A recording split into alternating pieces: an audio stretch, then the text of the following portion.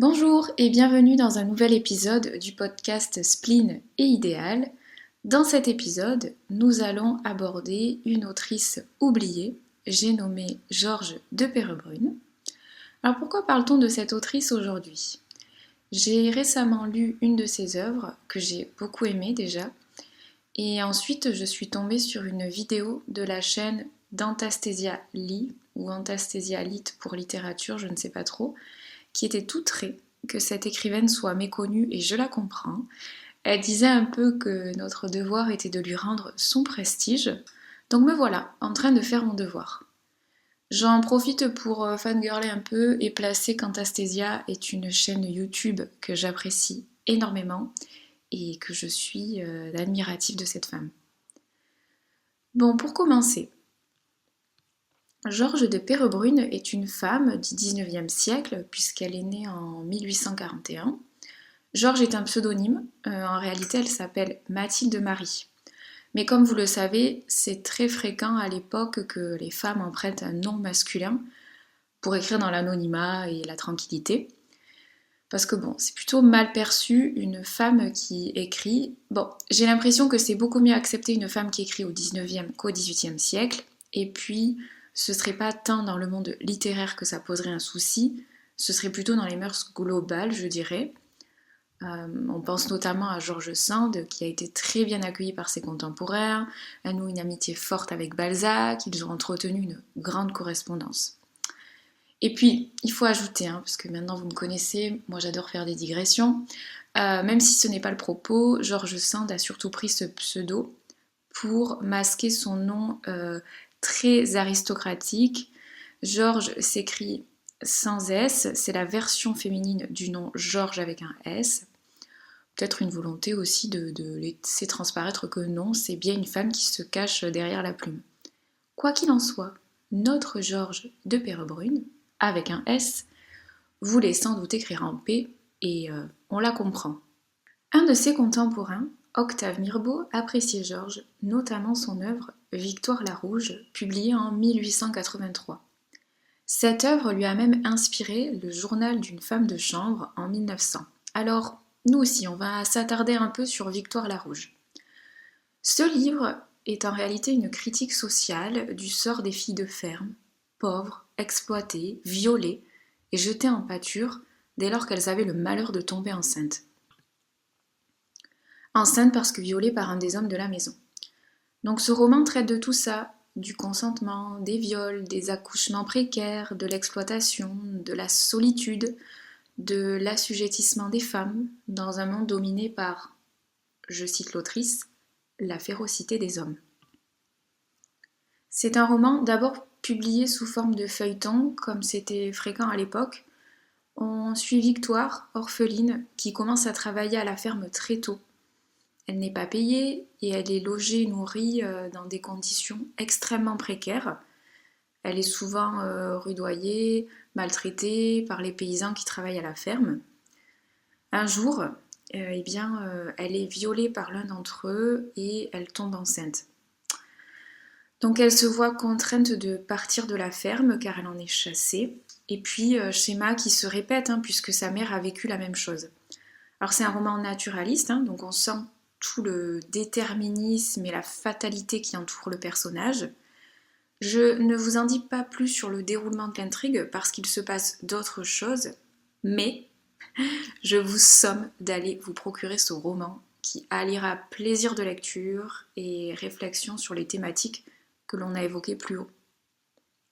Concernant le style, c'est à la fois simple, presque impérieux, droit au but, mais toujours avec une poésie de fond. Et tout ce méli-mélo rend la lecture vraiment très agréable. Donc c'est un roman réaliste, donc on sent la campagne autour de soi, l'herbe fraîche, les rayons de soleil. Voilà, les descriptions sont vraiment très agréables, je trouve. Puis, tout n'est pas dit. Il y a beaucoup de choses implicites laissées au lecteur, c'est-à-dire que c'est à nous aussi de faire des liens. Ça, c'est quelque chose que j'apprécie de retrouver dans mes lectures. Ne pas tout écrire, laisser un espace entre les mots et l'imagination du lecteur. Par exemple, pour nommer la protagoniste principale, Victoire, Donc son prénom est utilisé, mais souvent il va y avoir un article avant, donc ça va donner la victoire. Ou bien on va remplacer par l'adjectif la rouge. Mais souvent quand on utilise un article, c'est pour oui, nommer quelqu'un de façon un peu péjorative, vous voyez. Et quand elle goûte enfin au bonheur, quand elle sort de sa précarité, quand elle s'éveille, à un moment dans le roman, il y a une forme d'épanouissement qui est en train de se construire chez Victoire. Enfin, se construire, je ne sais pas si c'est le mot, mais plutôt on ressent qu'elle est en train de s'épanouir. Hop, l'article est enlevé, il n'y a plus d'adjectif, il y a simplement son prénom, Victoire, comme si elle retrouvait ou elle trouvait enfin une identité. C'est ce genre de subtilité-là que j'apprécie beaucoup. Donc voilà, c'est vraiment une écriture vive, engagée, on sent toutes les protestations et fureurs de l'auteur. On va parler un petit peu de ça après. Donc j'ai vraiment apprécié cette lecture. Il y a quelque chose aussi qu'a soulevé Antasthesia qui fait écho à ma pensée. Il y a une proximité dans le langage entre les personnages masculins et féminins. Moi aussi j'étais surprise de voir certaines familiarités entre les hommes et les femmes. Chose que je ne retrouve pas toujours dans les autres romans du 19e siècle. La langue est plus familière, plus proche de la nôtre. Il y a, voilà, comme il a dit, il y a une oralité qui est très bien retranscrite. Voilà, il y a quelque chose de moderne, c'est vrai. Et puis j'ai apprécié tous les thèmes féministes de l'autrice. Hein. Alors bon, je fais un anachronisme, mais en soi, c'était une femme très engagée, engagée dans des causes politiques, engagée auprès du peuple, engagée auprès de la cause animale aussi. Elle était végétarienne, Georges de Perrebrune, et surtout engagée auprès des femmes sur les questions du viol, du consentement. Et puis elle dénonçait une société passive, une société qui ne voulait pas toujours voir ce qu'il se passait. Elle l'écrit dans le récit au sujet de son personnage, je cite, elle ne savait pas où aller, ni à qui demander de l'aide. Elle n'osait pas d'abord, on l'aurait huée. Elle nous montre que la honte est du côté de la victime, mais pas du violeur, et représentation qui peine à changer aujourd'hui encore. Donc forcément, je suis sensible à toutes ces questions, et tout le monde devrait l'être, mais au-delà de ça, de ce que soulève l'intrigue, il y a une écriture, une forme très plaisante. Puis je crois que je l'aime comme ça aussi, le féminisme, moi. C'est-à-dire que j'ai plaisir à lire des essais, des réflexions, mais j'aime quand il est abordé à travers un roman, comme ça peut être le cas ici. Ce que je voudrais souligner aussi, c'est que dans Victoire la Rouge, la protagoniste principale est opprimée, mais elle n'est pas la seule. Alors, j'ai écouté une interview de Gisèle Halimi parce que je prépare un épisode sur cette femme, et plus particulièrement sur un de ses livres. Et elle disait que l'oppression est subie par toutes les femmes, mais à différents degrés.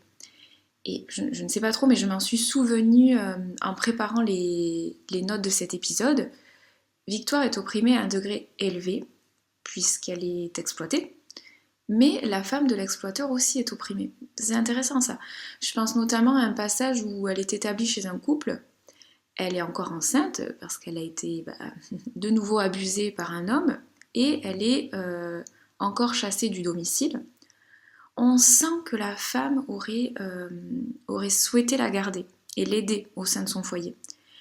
Mais son mari, donc l'homme, ne veut pas, puisque la situation est honteuse selon lui. Donc la femme se tait et laisse faire. D'une certaine façon, elle aussi, elle est opprimée. Alors à un degré plus faible, bien sûr, mais quand même. Donc je trouve intéressant ces regards croisés, enfin ces différents points de vue. Victoire la Rouge a été éditée chez Livre de Poche très récemment en octobre 2024, mais son œuvre générale a été peu éditée, cela dit. Pourtant, l'autrice a écrit beaucoup de livres, je crois qu'elle en a écrit pas loin de 30, dont des romans et des nouvelles. On peine vraiment à les trouver en format papier. J'ai vu que Les Ensevelis, toujours chez Livre de Poche, paraîtra en 2025. Donc peut-être que petit à petit, on arrivera à trouver facilement chacune de ses œuvres en librairie, parce que cette autrice mérite une meilleure reconnaissance de la qualité de sa plume, autant dans son contenu que dans sa forme. Je tiens à souligner aussi que j'ai beaucoup apprécié la préface de Sophie Ménard, qui est très intéressante. J'ai vu qu'elle avait également écrit celle des Ensevelis.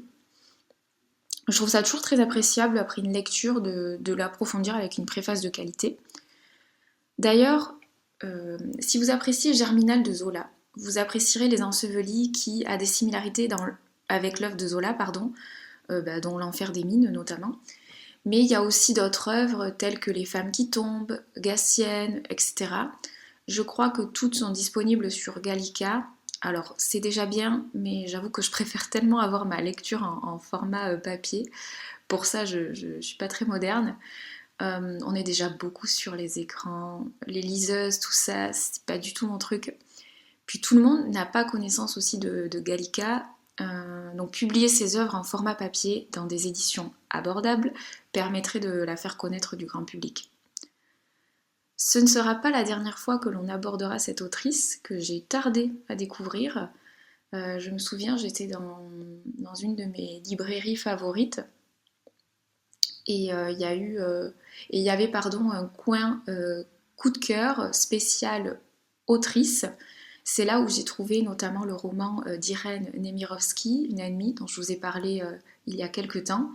Et à côté, il y avait Georges de Perrebrune. Et j'ai trouvé la quatrième de couverture très, très intéressante. Ça soulevait des thématiques qui me semblaient déjà modernes pour son temps. Donc ça a vraiment attiré mon regard. Voilà, donc je reviendrai vous en parler avec un autre roman parce que l'idée, voilà, c'est de la sortir de cet anonymat. En attendant, j'espère qu'on la trouvera plus facilement en librairie. Je suis désolée pour le format un peu court de cet épisode. Je me rattraperai avec le prochain puisqu'il s'agira d'une revue, de la revue du mois de décembre où j'ai pas mal d'ouvrages à vous présenter. J'espère que cet épisode vous a plu. N'hésitez pas à ajouter des étoiles, ça fait toujours plaisir. Et puis, je vous dis à très vite.